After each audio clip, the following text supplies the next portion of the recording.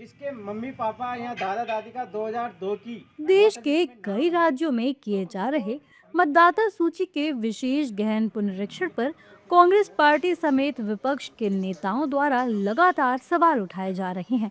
इस बीच कांग्रेस सांसद सोनिया गांधी का नाम भारतीय नागरिकता मिलने से पहले ही दिल्ली की मतदाता सूची में दर्ज होने का आरोप लगा है और मामले की जांच करवाने और उन पर केस दर्ज करने की मांग की गई है। इस मांग पर राउज एवेन्यू के विशेष न्यायाधीश विशाल गोगने की अदालत ने सोनिया गांधी और दिल्ली पुलिस को नोटिस जारी कर जवाब मांगा है। इस नोटिस को लेकर विपक्षी नेता बीजेपी पर हमलावर हैं और डराने की राजनीति करने का आरोप लगा रहे हैं।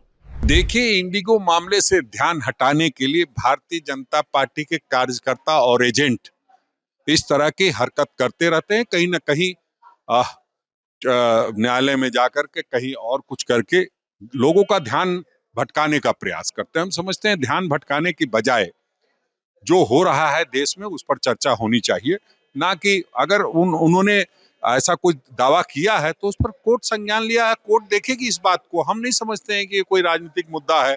और जिस तरह की बातें भारतीय जनता पार्टी के लोग करते रहते हैं एक एजेंडे के तहत, वो एक काम करने का उन्होंने प्रयास किया है। भारतीय जनता पार्टी की सरकार, उनसे जुड़े हुए संगठन, उनसे जुड़े हुए लोग लगातार विपक्ष के खिलाफ साजिश करते हैं, कई उनके खिलाफ याचिकाएं दाखिल करते हैं और माननीय न्यायालय भी उन याचिकाओं का संज्ञान लेता है। ये भी बड़ा बड़ा सवाल है।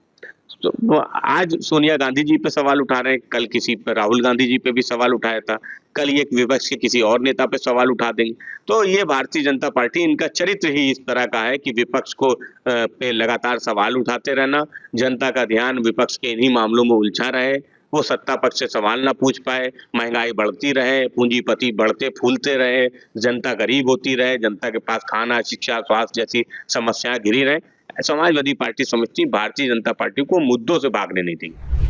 जबकि एनडीए के नेता इसे सही बता रहे हैं और कांग्रेस पर हमलावर हैं। साथ ही कह रहे हैं कि इसलिए देश में एसआईआर जरूरी है।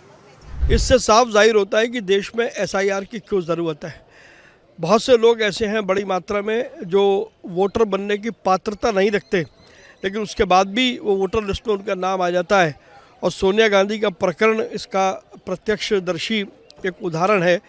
तो इसलिए एसआईआर की सार्थकता भी है और देश की वोटर लिस्ट को शुद्ध होना आवश्यक है। देखिए, गलत तो हुआ ही है। वो 83 में जब नागरिक बने देश की, तो 80 में वोटर कैसे बन गई, तो ये मामला तो बनता है और कोर्ट ने सही नोटिस दिया है। तो अब ये बात अलग है कि उनके जन्मदिन के दिन वो नोटिस हुआ, लेकिन कोर्ट के लिए जन्मदिन और कोई भी दिन सब दिन बराबर है। और ये मामला, इसका कोई जवाब कांग्रेस के पास या सोनिया जी के पास या किसी के पास है नहीं। ये डॉक्यूमेंट्री एविडेंस है इसका और ये पूरी तरह सत्य है। इसलिए इसमें कोर्ट ने संज्ञान लिया है, नोटिस किया है और इसमें तो ऐसा है कि इसमें पनिशमेंट होना भी है। दरअसल कोर्ट में ये याचिका अधिवक्ता विकास त्रिपाठी ने दाखिल की थी। मंगलवार को इस मामले की सुनवाई के दौरान एडवोकेट ने दावा किया कि जनवरी 1980 में सोनिया गांधी का नाम नई दिल्ली निर्वाचन क्षेत्र के मतदाता के रूप में जोड़ा गया था, जबकि उस समय वो भारतीय नागरिक नहीं थी, क्योंकि उन्हें भारतीय नागरिकता साल 1983 में हासिल हुई थी।